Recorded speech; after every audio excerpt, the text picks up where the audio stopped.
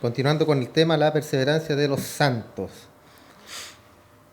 ¿Estamos claros, cierto? No hay duda, nada. ¿Está todo clarito?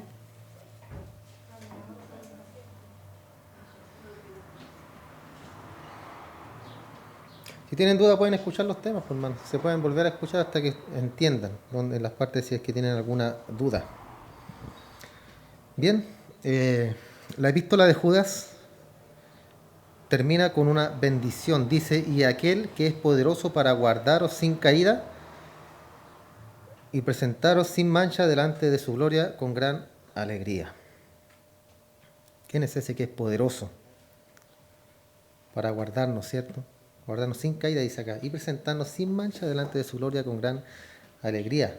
Se fijan que acá abarca todo lo que es la salvación. Él va a hacer todo. Él nos va a presentar delante sin mancha, sin caída delante de la gloria del Padre. No significa que no tengamos caída y que no tengamos mancha, ¿cierto?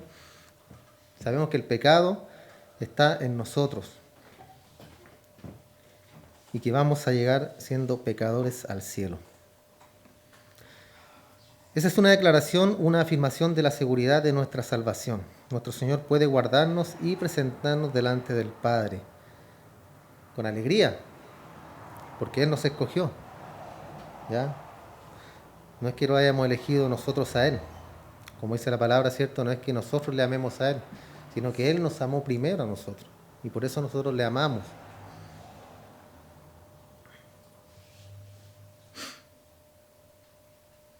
Esta es una de las doctrinas más alentadoras, que provee la mayor certeza, el mayor consuelo, produce la mayor esperanza de toda la verdad bíblica.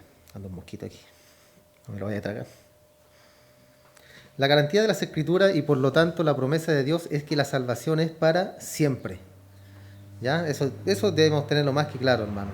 No es que nos salve y después perdemos la salvación, como muchos piensan, que por un pecado perdemos la salvación y después volvemos a creer y volvemos a ser salvos y así nos llevamos hacia adentro y hacia afuera. Eso es una mentira. La Biblia no enseña eso. Esta es una doctrina que no permanece por sí sola. No es una que puede usted creer o no creer sin ningún efecto importante en otras doctrinas. De hecho, es lo opuesto. Cuando no creemos esto, cuando entendemos mal la doctrina de la perseverancia de los santos o la eternidad de la salvación, es producir caos con respecto a la doctrina de la predestinación, elección, justificación, santificación y glorificación. Se nos derrumba. Es como sacar a Cristo, ¿cierto?, de todo el plan redentor. Cristo dice la Escritura que es el pilar, ¿cierto? Fundamental, Él es el fundamento, Él es el pilar. Si nosotros en una casa, en un techo, ¿cierto?, sacamos uno de los pilares de una de las esquinas, ¿qué pasa con el techo? Que nos cae. Aquí pasa exactamente lo mismo. Nosotros sacamos a Cristo de todo esto y se nos derrumba todo. Entendemos mal la salvación y se nos derrumban todas las otras doctrinas, porque van todas ligadas de la mano, van todas ligadas, hermanos, van todas tomadas. Yo no puedo creer solamente 4 puntos y dejar uno fuera. O creer 3 puntos y dejar 2 fuera. Así, no puede ser, hermano. Debo creer los 5 puntos, porque si no se nos cae la doctrina.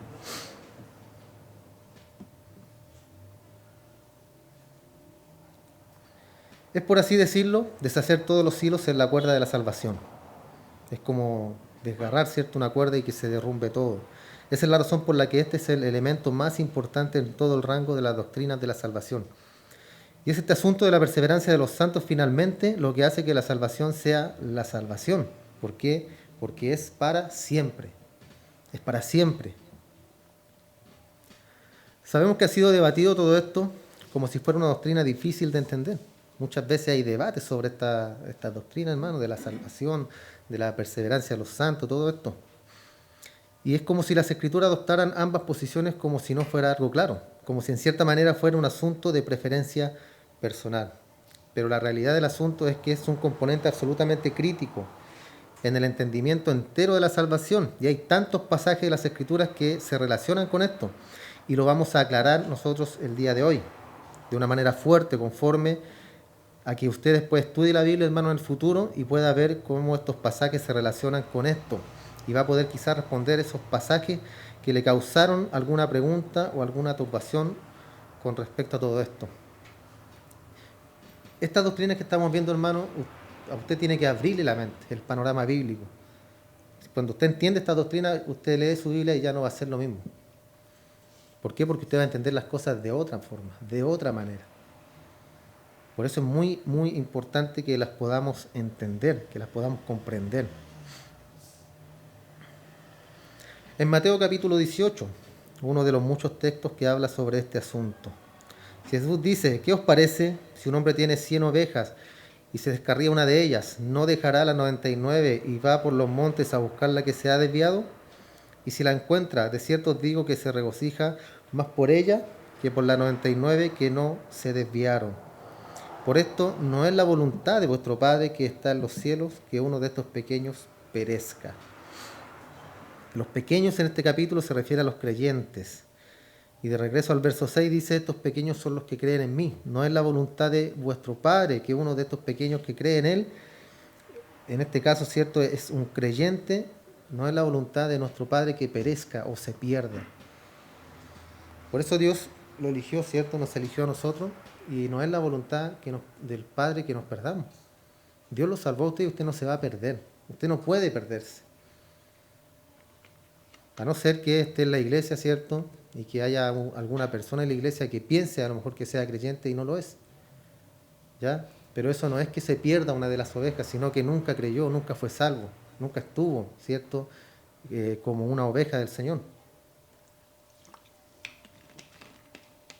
Tampoco significa que las ovejas anden perdiéndose por ahí, hermano. Tampoco quiere decir esto el texto. Que nosotros podamos perdernos y perder la salvación, como lo dije en delante, y volver otra vez al redil.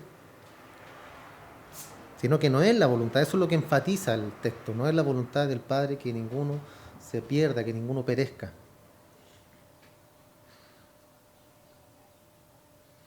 En Juan 10, verso 27 dice: mis ovejas oyen mi voz y las conozco. ¿Y qué hacen las ovejas cuando escuchan la voz del pastor? Lo siguen, ¿cierto? Lo siguen, porque escuchan la voz.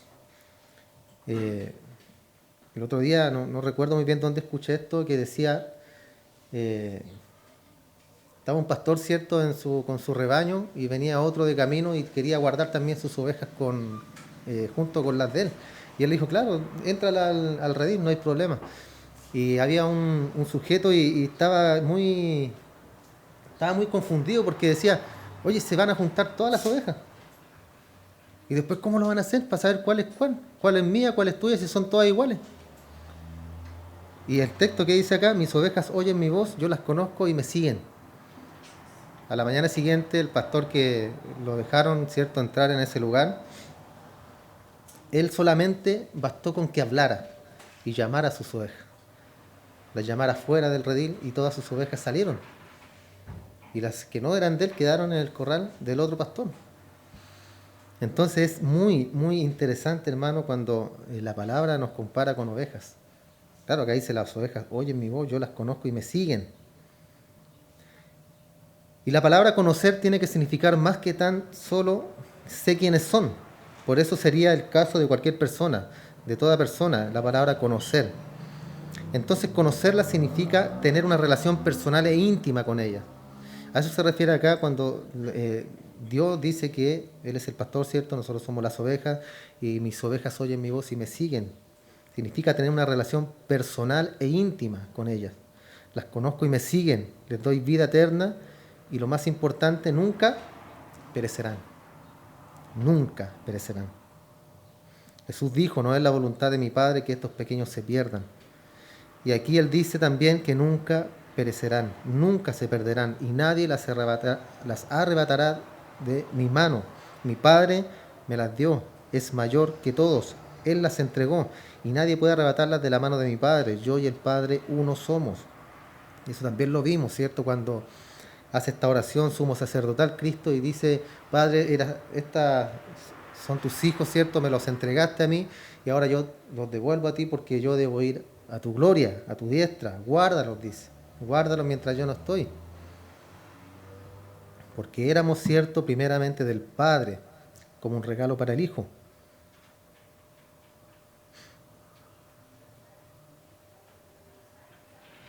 Entonces somos sostenidos en las manos seguras del Padre y en las manos del Hijo. Y en Juan 17, esta oración, cierto, que acabo de mencionar, una oración sumo sacerdotal de parte de Cristo,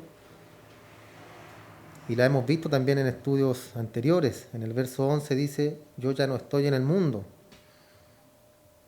sabiendo, cierto, que iba a ir a la cruz Cristo.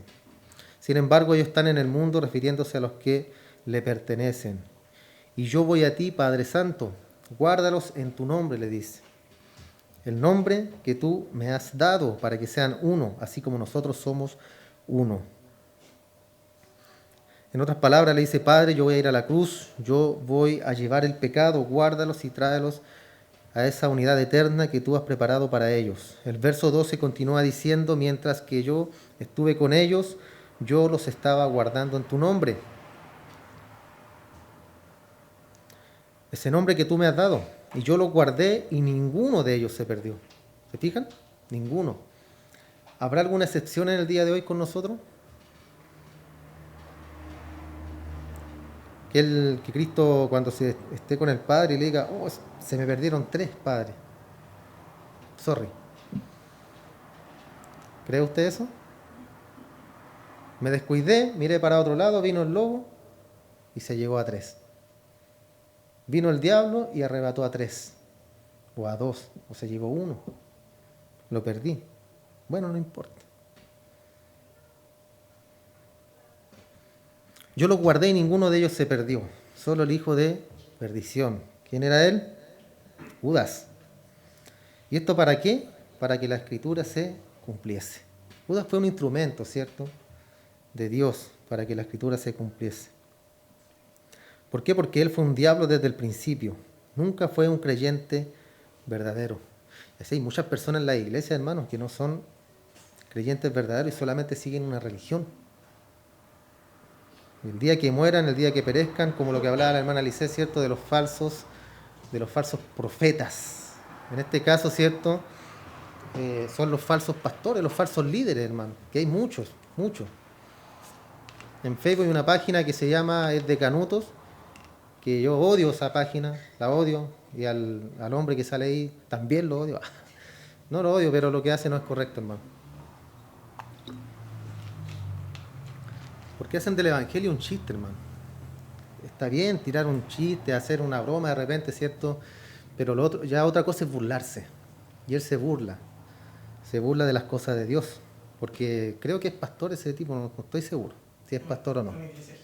¿Es una iglesia? Mire, es una iglesia. Entonces imagínense cómo está la gente que lo siguen a él. Porque si están ahí, lo siguen a él. ¿Por qué usted estaría con un pastor así? Que se riera de las cosas del Señor. Cómo habla, cómo se refiere, cómo hace como chistes con los hermanos. Debe ser algún grupito que tiene él que lo acompaña a hacer todas esas cosas. Y la forma de hablar que tiene, por mano, que no es la correcta tampoco. Entonces, ahí podemos tener un claro ejemplo de un falso profeta. ¿Por qué? Porque un pastor, ¿para qué está el pastor, hermano? Para enseñar, ¿cierto? Un pastor en la vida común y corriente, un pastor de ovejas, está para cuidar a las ovejas, para alimentarlas, para guiarlas, para que no se las coma el lobo, ¿cierto? Y en lo espiritual es lo mismo. El pastor está para enseñar a las ovejas, para enseñar a los hermanos, para guiarlos en lo espiritual, para guiarlos por medio de la palabra, para aconsejarlos. Para eso están los pastores, no para andar haciendo chistes, no para ser famosos. Porque muchos de estos hombres son famosos por lo mismo. Y es curioso, hermano, que las iglesias más gigantes del mundo están lideradas por falsos pastores. No digo que todas, ¿ya? Porque hay muchos pastores que realmente predican la palabra, predican el mensaje de Dios y son iglesias gigantes, son iglesias grandes que son bendecidas de parte de Dios por lo mismo, porque hacen un buen trabajo los pastores. Entonces, toda esa gente que está con ellos, yo pienso que lo siguen a él, siguen a los hombres, no siguen la palabra, no siguen el mensaje del Señor. Y eso está lleno el día de hoy, en todos lados, hermano, en todo lugar. Y entran únicamente por las emociones a la gente, a las personas. Acá nosotros cuando comenzamos teníamos una hermana que era bien bulliciosa. No voy a dar nombre porque capaz que no esté bien. Era bien bulliciosa la hermana y le gustaba danzar, le gustaba gritar en la alabanza, todo, era muy emocionalista ella. Y yo un día le hablé con ella porque ella, más que alabar al Señor, hacía un desorden, hermano. Provocaba un desorden en la iglesia. Porque decía ella que hablaba en lengua y se paseaba hablando en lengua por todos lados, hacía un desorden. Me decía a mí que yo apagaba el fuego del Espíritu. Cuando yo hablé con ella me dijo que yo le apagaba el fuego del Espíritu Santo. Que yo estaba reprimiendo a los hermanos. Y yo le cité lo que dice Pablo. Si alguno quiere hablar en lengua, hable en su lugar con el Señor, para usted, para Dios. Si alguno quiere danzar, dance en su lugar. Pero hágase todo, ¿cómo dice Pablo? En orden. Entonces, bueno, se fue la hermana. No la vemos acá, ¿cierto? Se fue porque no le gustó la iglesia, muy apagada, ¿cierto? Muchos dicen que son las iglesias apagadas, iglesias fome. Pero aquí no se trata de ser fome o ser apagado, hermano. Se trata de venir a aprender la palabra del Señor y venir a adorar al Señor. Ese es el centro de la iglesia, hermano. Para eso nos reunimos, para adorar al Señor. Las alabanzas, ¿para quién son? Para el Señor. Si a usted no le gusta una alabanza, mala suerte. Son para el Señor, no son para nosotros. La palabra de Dios es para aprender. Y cuando nos pegan ahí en el callo y nos duele, gloria a Dios. ¿Por qué? Porque estamos aprendiendo y Dios nos está corrigiendo. Muchas iglesias no hacen eso, sino que solamente elevan el ego de las personas y las mantienen ahí bien frescas, bien suaves, ¿cierto? Ahí me gusta mi iglesia porque yo sé que estoy bien por lo que predica el pastor, y el pastor siempre predica de bendición, de abundancia, de prosperidad, de que tú eres hijo del rey, tú eres un rey, un príncipe, una princesa, y así los tratan, ¿cierto? Y los mantienen bien, bien, tranquilos. Pero no hablan del pecado, hermano, no hablan del pecado, no hablan de la lucha que tiene uno a diario contra el pecado, las batallas que tiene la carne con el espíritu. Entonces una persona que está bien así es porque seguramente no ha conocido el verdadero evangelio. Y los falsos hermanos no siempre van a estar, siempre han estado, siempre han existido y estarán hasta el fin de los tiempos. Incluso el anticristo será un falso, se disfrazará de oveja, pero por dentro será un lobo, un lobito feroz. Y él va a causar estragos, hermano. Pero entrará ¿cómo? Trayendo paz y trayendo seguridad, que es lo que todo el mundo quiere, ¿cierto? ¿Quién no quiere estar tranquilo? ¿Quién no quiere paz? ¿Quién no quiere seguridad? Todos queremos vivir tranquilos, menos ciertas personas, ¿cierto? Entonces, volviendo, no es la voluntad del Padre que perezcan o se pierdan. Jesús sigue diciendo eso y ninguno de ellos perecerá. Yo los he guardado para asegurarme de que no se pierdan y ahora, Padre, te los entrego a ti. Guárdalos tú para que ninguno de ellos se pierda. Y en el verso 15, no te pido que los saques del mundo, sino que los guardes del maligno. Y aquí, cierto, vemos cómo no estamos libres de tropiezos, no estamos libres de enfermedad, no estamos libres de problemas, hermano. Como lo vimos, cierto, la semana antepasada, no significa que el Evangelio no es que ven a Cristo y todos tus problemas se van a solucionar. Ven a Cristo y vivirás una vida plena. Ven a Cristo y ya no habrá más dificultades en tu vida. Será una vida maravillosa. Eso es falso, hermano.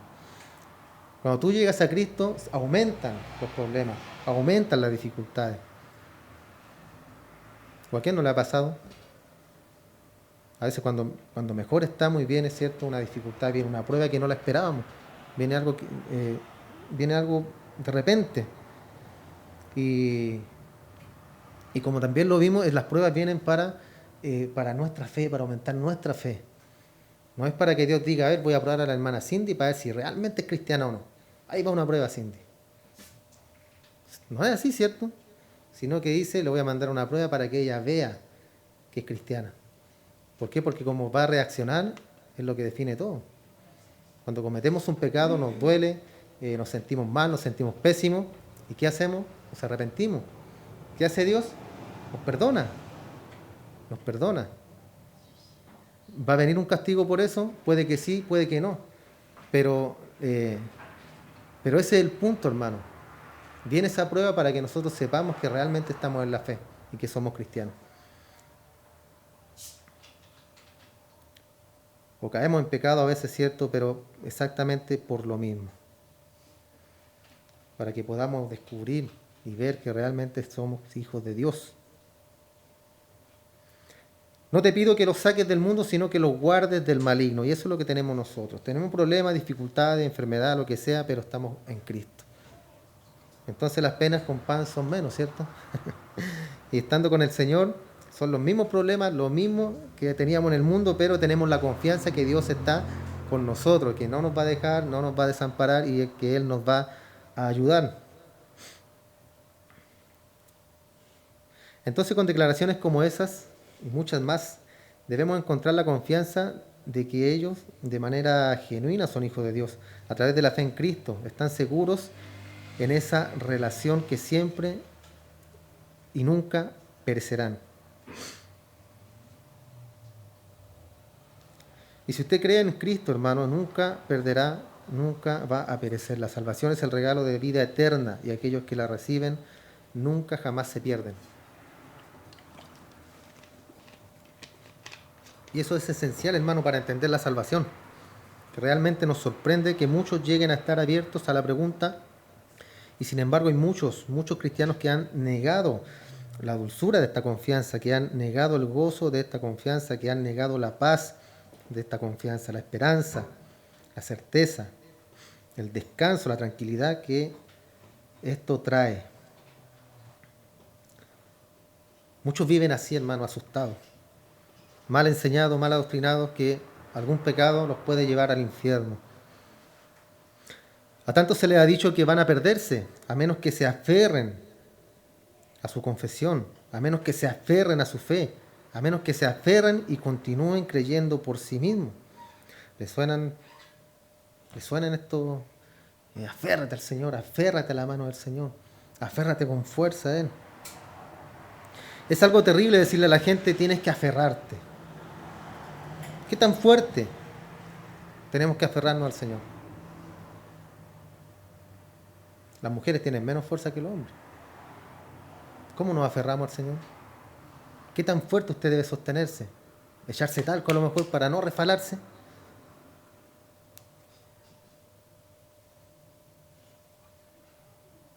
Tienes que vivir de manera justa. ¿Qué tan justa? ¿Qué tan justo tienes que vivir? Y entonces la gente está en medio atrapada en esa idea de duda, de temor, de ansiedad innecesaria, preguntándose qué tan lejos pueden ir en el pecado y no perderla, o cuánto pueden dudar y no tener su fe, y no tener una fe que no sea salvadora. Este es un rechazo de la naturaleza de la salvación, las promesas tan claras de Dios. Entonces es un pecado en el sentido que subestima lo que Dios ha hecho, disminuye la gratitud, porque disminuye el entendimiento, y al disminuir en gratitud disminuye la adoración. Volviendo, ¿qué tan fuerte debemos sostenernos al Señor? ¿No debiera ser lo contrario? Pedirle a Él que Él nos sostenga, que Él nos tome de su mano. Él no nos va a soltar. Un Dios infinito tiene poder infinito, fuerza infinita, amor infinito, misericordia infinita. Un Dios eterno tiene salvación eterna. Y si nosotros le pedimos a Él que Él nos tome de la mano, Él lo hará, hermano. Y nadie nos va a arrebatar de su mano, como acabamos de leer también. Por eso esto es una seguridad, hermano. La salvación es una seguridad eterna.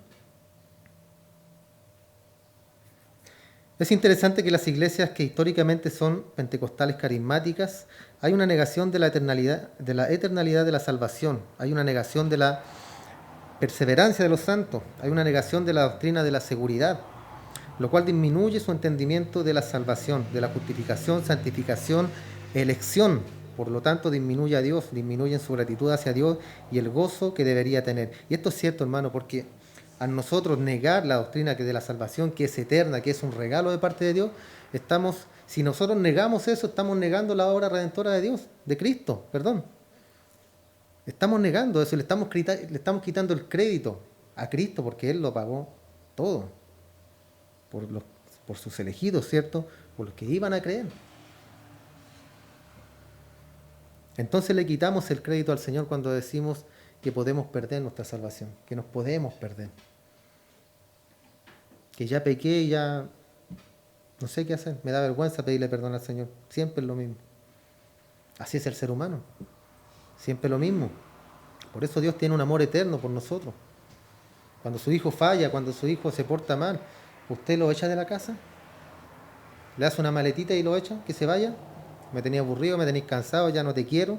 ¿O pierde el amor usted por sus hijos? No es cierto. Los que somos padres sabemos que el amor hacia los hijos es un amor incondicional. Que a pesar de todo lo que puede hacer un hijo, siempre va a ser nuestro hijo y lo vamos a amar y lo vamos a perdonar. Imagínese si usted siente ese amor por un hijo. ¿Cuánto más amor siente Dios por nosotros? ¿Cuánto más amor tiene Él para nosotros que somos sus hijos y que Él nos llamó, que Él nos adoptó? Entonces disminuimos, hermanos, nosotros el crédito que Cristo tiene por todo lo que ha hecho, al negar esta doctrina que está en las Escrituras, que está en la Biblia.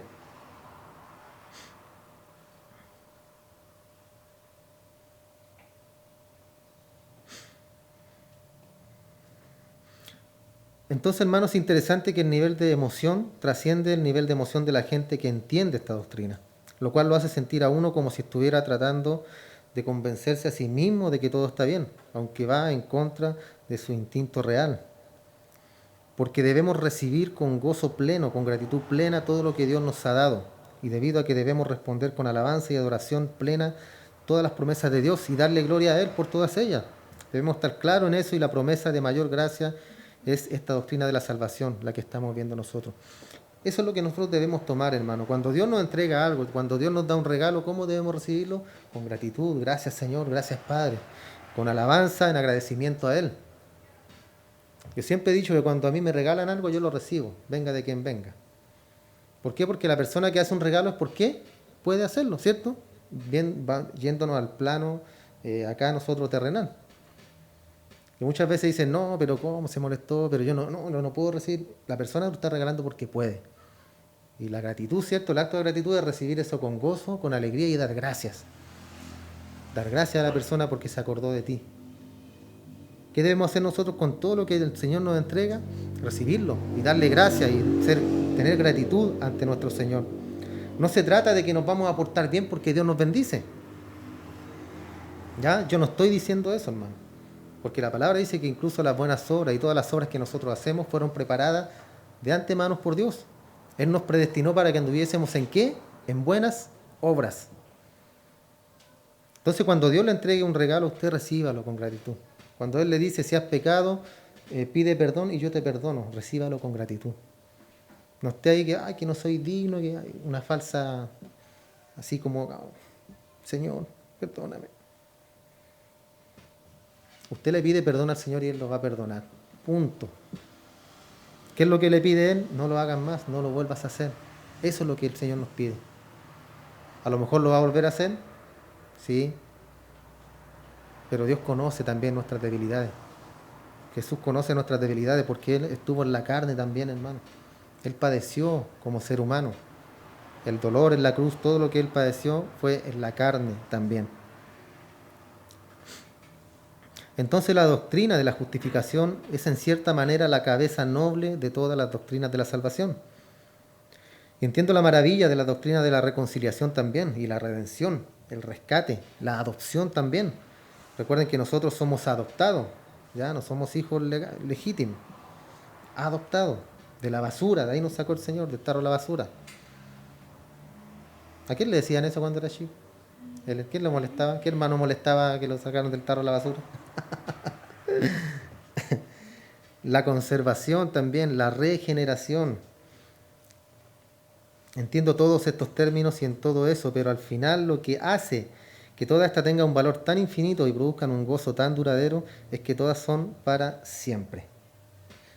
Todas estas doctrinas son para siempre, hermano. Desde que Dios nos justifica, Él inicia un proceso de santificación en nosotros. Nos justificó, nos declaró justos ante el Padre, nos tomó y empieza el proceso de limpieza en nuestra vida. Vamos sacando cosas, perezas en nuestro camino, y ese es el proceso de la santificación. Después, cierto, está la glorificación en el punto final, cuando ya vamos a los brazos del Señor. y somos glorificados.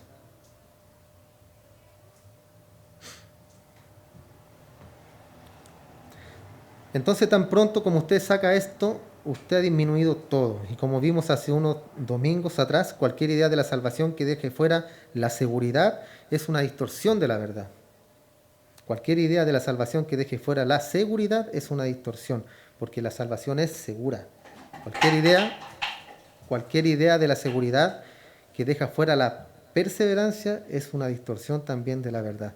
Porque una persona que es salva tiene la seguridad eterna de que es salvo y persevera cada día, persevera, continúa, sigue adelante hasta el final. La Biblia dice: el que persevera hasta el fin será salvo. Pero no es un condicional. No está diciendo que si tú perseveras vas a ser salvo. No, es una afirmación. El que persevera hasta el fin será salvo. Y esa es la perseverancia que cada día tenemos nosotros y que Dios nos preserva. Él nos preserva para que lleguemos a aquel final. Entonces, si usted ha llegado a ser salvo, usted nunca puede perderse. No puede. Pero si usted ha sido salvo, usted no va a vivir una vida que presume de eso. Con frecuencia la gente supone que entra y sale del pecado como quiere, porque usted no puede perder la salvación, ¿ya? Y eso no significa que nosotros seamos salvos, o la seguridad de la salvación no significa que yo soy salvo y vivo como se me da la gana, o vivo en mi antigua vida como vivía siempre. Porque si usted verdaderamente se ha convertido, usted ama la ley de Dios, usted anhela obedecer a Cristo, y así es como usted va a vivir. ¿Conforme a qué? A las Escrituras. Y como consecuencia de su fe, eso es una fe perseverante. Ese regalo que Dios nos entregó. Y vivir la vida cristiana es eso, hermano. Querer, por ejemplo, estar en este lugar. Querer estar en la iglesia. Muchos cristianos de la secreta, ¿cierto? Dicen: no, yo me congrego en la casa, yo me congrego por internet y estamos bien. No hay ningún problema. En pandemia podíamos hacer eso, ¿cierto? Por razones obvias. Pero echábamos de menos estar acá, en este lugar, congregándonos con los hermanos, dándonos, ¿cierto?, la mano, un abrazo, un beso, cantando al Señor, escuchando, ¿cierto?, la palabra del Señor, que no es lo mismo que estar delante de un computador, hermano. No es lo mismo. Entonces todas esas cosas nos dan certeza de que somos salvos. Quiero vivir una vida piadosa, una vida centrada en Cristo, que todo gire en torno al Señor. Y cuando digo todo, es todo, hermano: la familia, el trabajo, la iglesia, todo lo que yo pueda hacer, siempre tiene que estar Dios ahí en el medio. Siempre tiene que estar ahí con nosotros.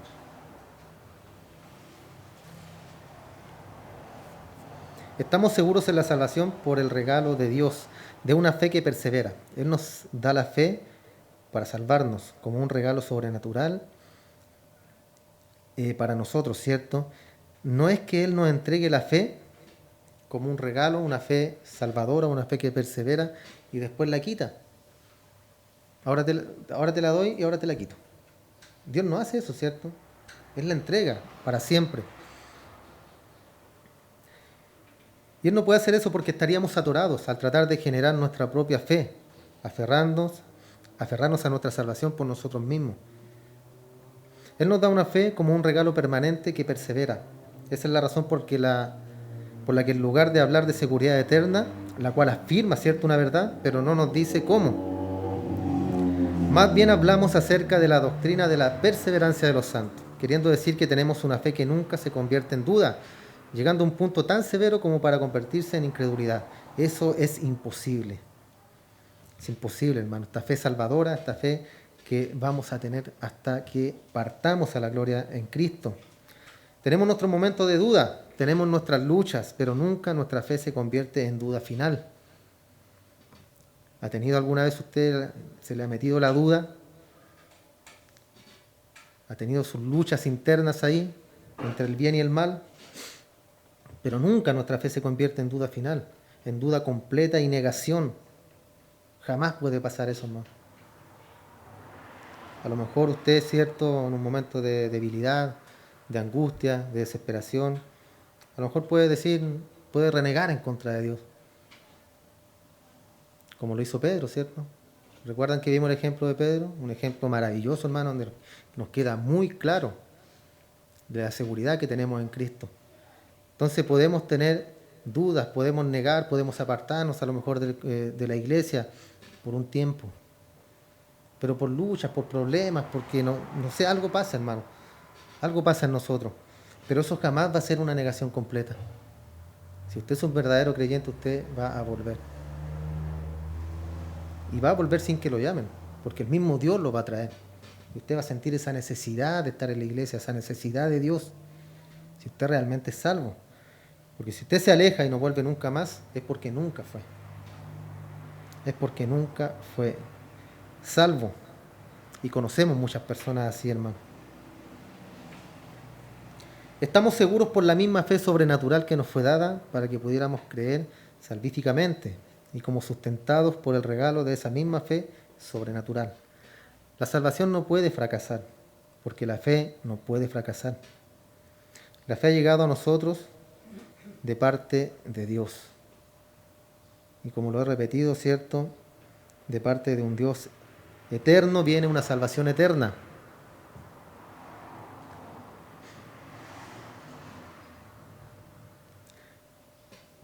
Primera de Pedro, versículo 3 al 9. Estos textos comienzan con la doctrina de la elección. En el versículo 1 dice somos elegidos y después pasa a la obra santificadora del Espíritu, obediencia a Cristo, siendo rociados con su sangre.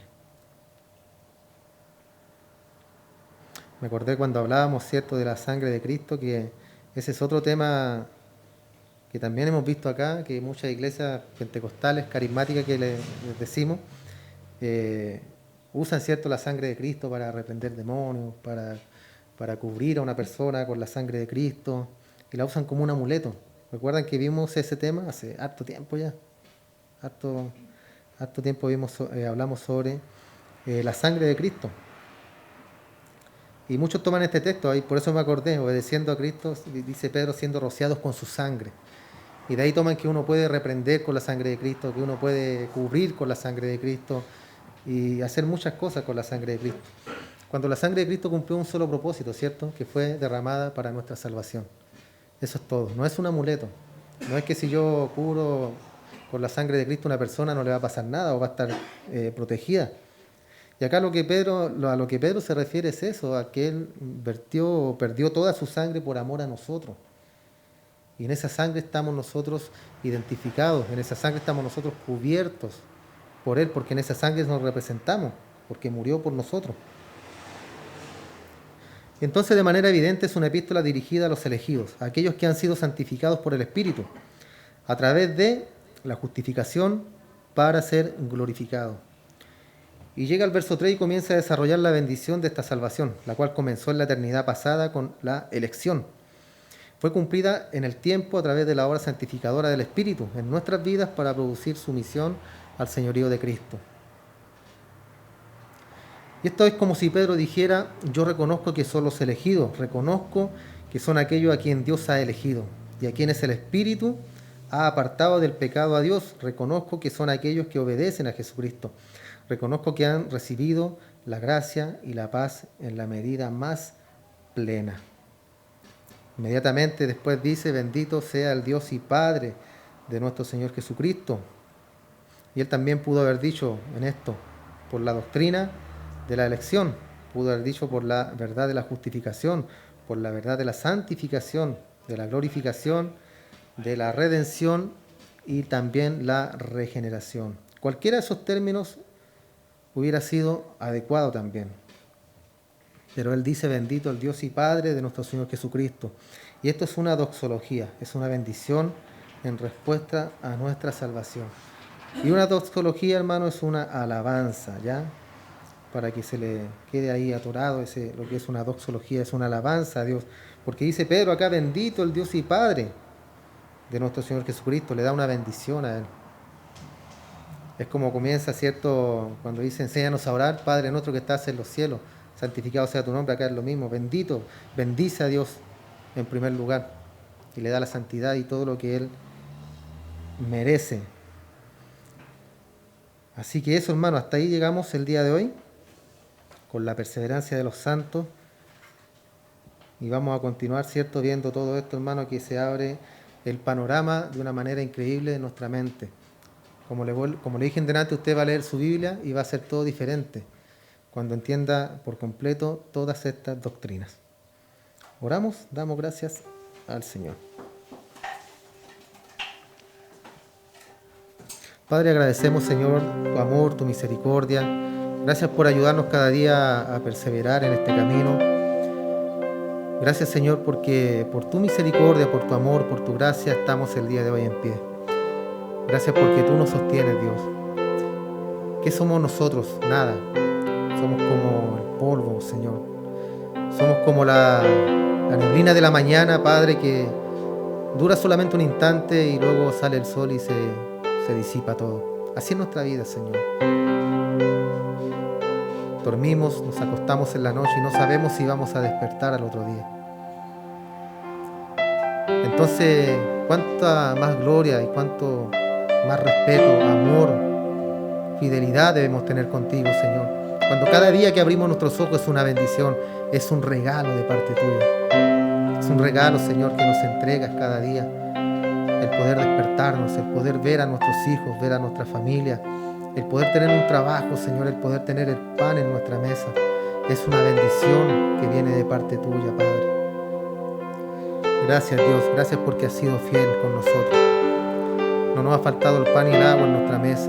Hemos tenido vida, salud y todo gracias a ti, mi Señor. Todo viene gracias a ti, Padre. Tú nos entregas la fuerza cada día para poder trabajar. Tú nos entregas la fuerza, la inteligencia, Señor, para poder llevar el sustento a nuestras familias cada día. Así como tú entregas las fuerzas también a cada una de las mujeres, esposas de este lugar, que son la ayuda idónea de cada varón. Tú sustentas, tú das fuerza, tú entregas apoyo, tú entregas todo lo que necesitamos para continuar y para seguir, mi Señor. Por eso mereces la honra, la gloria y mereces toda la alabanza, Padre, desde ahora y para siempre, mi Señor. Bendice a mis hermanos que no han podido estar el día de hoy. Bendíceles, Señor. Pon en ellos en el corazón, Señor, el poder estar en este lugar, el poder anhelarte cada día, mi Señor. El querer estar junto a ti, el querer cantar, el querer adorarte, el querer escuchar palabra tuya para edificación del alma y del espíritu, mi Señor. Gracias, Padre. Gracias porque has sido bueno. Gracias porque serás bueno también en un futuro, Señor, porque tu palabra es viva, eficaz y permanece para siempre. Gracias, mi Señor. Bendice todo lo que hemos hecho el día de hoy, porque todo es para honra y para gloria tuya, mi Señor. En el nombre de Jesús dejamos todo esto en tus manos. Amén y amén. Gracias, Señor. Dios les bendiga, hermano.